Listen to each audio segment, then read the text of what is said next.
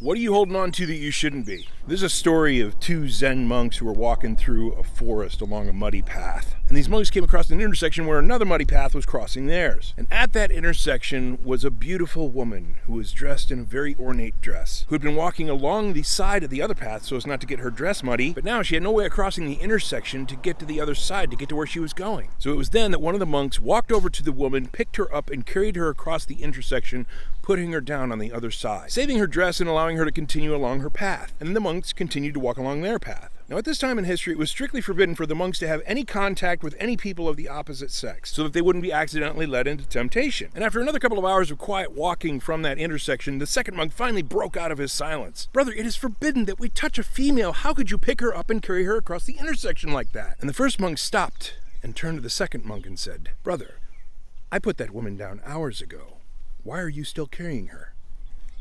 Now, this story is designed to remind us that a lot of our pain and suffering is caused by what we are carrying around in our minds. A lot of the psychological discomfort that you're experiencing is stuff that you're bringing up from your memory. It's stuff that you should have dropped 5 years ago, 5 months ago, 5 weeks ago, 5 hours ago, and when you get good, 5 seconds ago. Because the moment that you could stop bringing up those perceptions that haunt your emotional existence, you'll stop experiencing emotional trauma from those. And then you could be in the moment. You could be here and now with what's happening around you at this very moment. The past and the future are imagined events. They are not what's happening right now. So is it time for you to look within your mind and find out what you've been carrying for way too long?